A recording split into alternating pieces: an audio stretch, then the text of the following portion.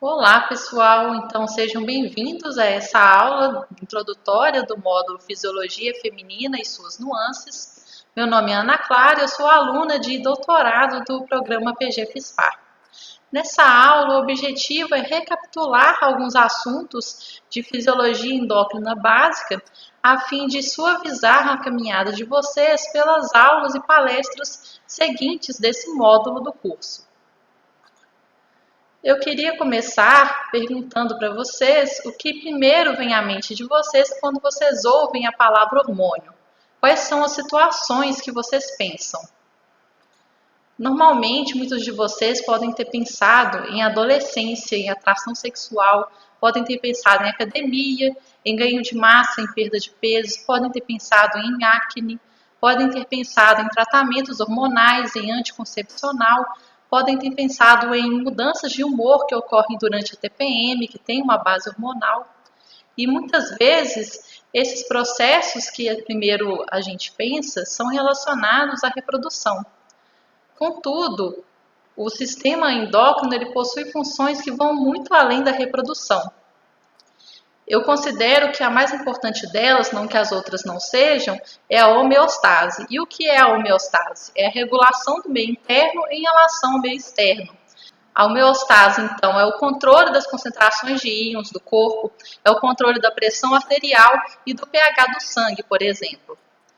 Além disso, o sistema endócrino possui funções no metabolismo, como, por exemplo, nós temos a insulina e o glucagon que controlam a concentração de glicose no sangue. Nós temos a leptina que controla a saciedade e nós temos o cortisol que promove o catabolismo do músculo e a lipólise do tecido adiposo. Ainda, o sistema endócrino está envolvido no crescimento e no desenvolvimento, como é o caso da mulher grávida que secreta fatores de crescimento e cortisol que amadurecem os órgãos do bebê e permite então que o bebê, após o parto, possa respirar sozinho. Os componentes então desse sistema endócrino clássico são esses. Nós temos o hipotálamo, nós temos a hipófise, nós temos a glândula paratireoide, a tireoide, nós temos as glândulas suprarrenais, nós temos o pâncreas e nós temos as gônadas, os ovários e os testículos. Além disso, nós temos outros tecidos e órgãos que também possuem funções endócrinas, mas que não fazem parte desse sistema endócrino clássico. Nós temos aqui como exemplo a pele, que produz a vitamina D3, o coração, que produz o peptídeo natriurético atrial, que controla a pressão arterial. Nós temos o fígado, que produz angiotensina, o estômago, que produz a gastrina, nós temos o tecido adiposo, que produz a leptina. Então, qual que é a definição básica de um hormônio? Um hormônio, então, é aquela substância química produzida por uma célula endócrina que circula na circulação sanguínea em baixas concentrações e age em uma célula-alvo. Essa célula-alvo, então, vai ter um receptor específico para esse hormônio e vai sofrer uma resposta pela ação desse hormônio. Nós temos aqui como exemplo o testículo, que produz a testosterona, que circula no sangue em concentrações de nanogramas por decilitros e age então na pele do rosto, por exemplo, promovendo o crescimento de pelos.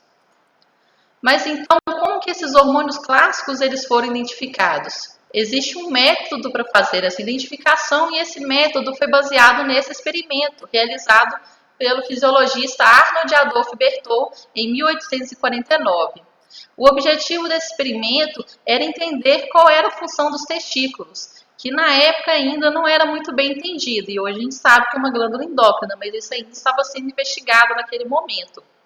Então, o Arnold ele fez o seguinte, ele separou 3 grupos de galos juvenis e ele fez o seguinte. O grupo 1 passou por uma castração, ou seja, a remoção dos testículos, e serviu então como um controle da ausência desse órgão que eles estavam investigando.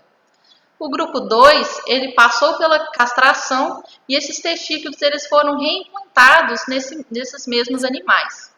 E no grupo 3, além da castração, foi feita a reinserção dessa glândula, porém de forma diferente. O testículo que foi retirado de um galo juvenil foi inserido em outro galo e vice-versa. Os resultados desses procedimentos foram observados então nos indivíduos adultos. No grupo 1, os galos adultos eles não manifestaram as características normais de virilização de um galo macho. Enquanto que o grupo 2, que passou pela castração e teve testículo reinserido, ele apresentou as características normais de um galo macho adulto, teve a crista desenvolvida, teve o comportamento agressivo em relação a outros galos machos e também perseguia as galinhas. No grupo 3, da mesma forma, a razão da castração e do transplante dos testículos, os galos adultos apresentaram as características normais de um galo macho adulto de virilização. Esse experimento, então, serviu como base para um método, que é o método de identificação de hormônios clássicos, onde o primeiro passo é a remoção da glândula de estudo e a observação dos efeitos dessa remoção. O segundo é a reinserção da glândula, ou se não, a injeção de um extrato dessa glândula no mesmo animal e observar se os efeitos são revertidos. O terceiro passo, então, é inserir essa glândula em um animal intacto e observar se os efeitos são exacerbados. Contudo, apenas esses 3 passos não são bastante para você identificar um hormônio clássico. Ainda é necessário purificar o extrato dessa glândula e isolar a substância ativa que você, então, vai chamar de hormônio. Esse método ele só ganhou mesmo relevância quando outro fisiologista, Charles Brown Sequard, fez a seguinte indagação. Na época, ele tinha 71 anos e fez a seguinte hipótese. Se fosse possível e não fosse perigoso injetar sêmen na circulação sanguínea de homens idosos, nós poderíamos obter manifestações de aumento de atividades no que tange a vários poderes físicos e mentais. A partir disso, então, ele realizou o seguinte experimento. Ele retirou extratos de testículo de cachorro e de porquinho da Índia e injetou em si mesmo e em outros homens idosos. E os resultados que ele obteve, ele publicou em um relato da revista Lancet. Nesse relato, ele diz ter rejuvenescido dramaticamente no que tange, então, a esses poderes físicos e mentais. Isso, na época, teve muita repercussão e inspirou com que vários outros fisiologistas fizessem procedimentos similares. Tanto que, poucas décadas depois, um médico injetou o extrato de tireoide em uma paciente com hipotireoidismo e teve resultados satisfatórios. Isso, então, abriu a porta para a endocrinologia na época e trouxe muita relevância para essa área de pesquisa. Agora eu queria contar para você sobre o experimento que eu realizei em uma escola de ensino fundamental, que é o experimento da Coca-Cola.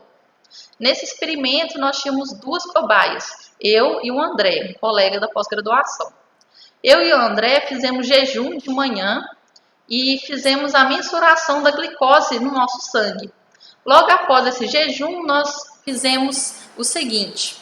O André bebeu 300 ml de Coca-Cola original e eu bebi 300 ml de Coca-Cola zero açúcar. Ou seja, você supõe que naquela Coca-Cola não tinha uma concentração considerável de açúcar. O que nós observamos foi que 30 minutos após essa ingestão, a glicose no sangue do André apresentou um pico. E após 2 horas, essa glicose voltou aos valores basais. Enquanto que o meu sangue, que eu bebi a Coca-Cola zero açúcar, os valores de glicose pouco variaram em relação ao do André. Não teve aquele mesmo pico, então os valores eles foram estáveis. Mas então, como que essa glicose ela voltou aos níveis basais em ambos os casos?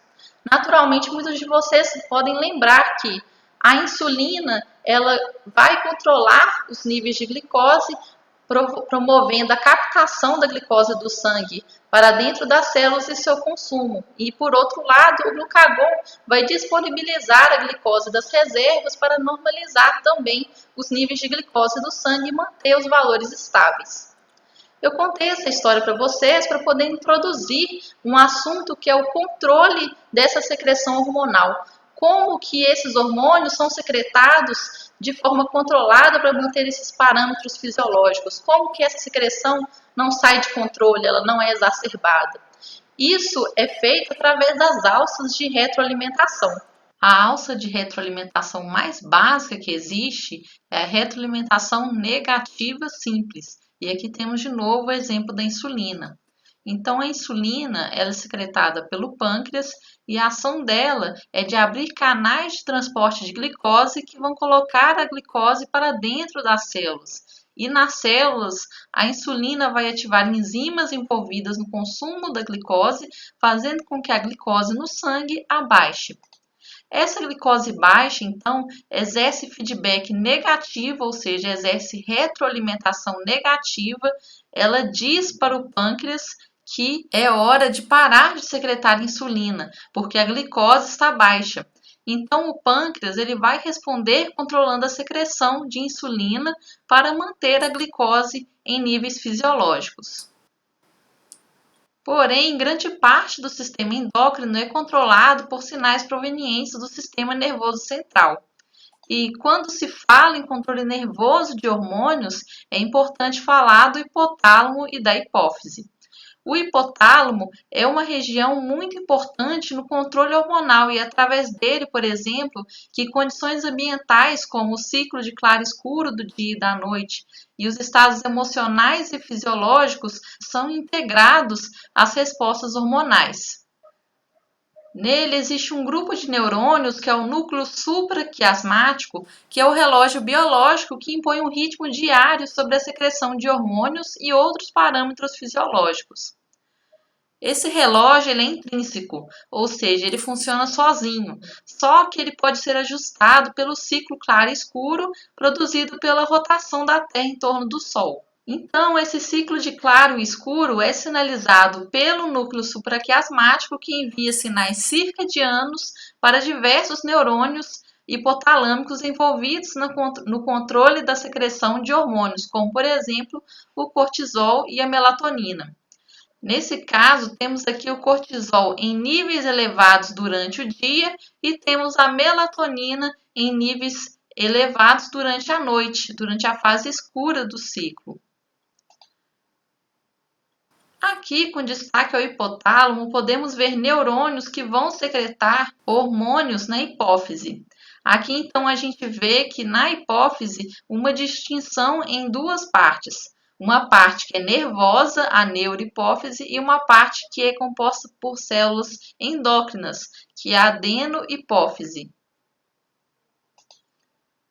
No caso da neurohipófise, nós temos neurônios que se originam no hipotálamo e que se projetam para a neurohipófise, secretando neurohormônios na circulação sanguínea. Esses neurohormônios são a ocitocina e a vasopressina.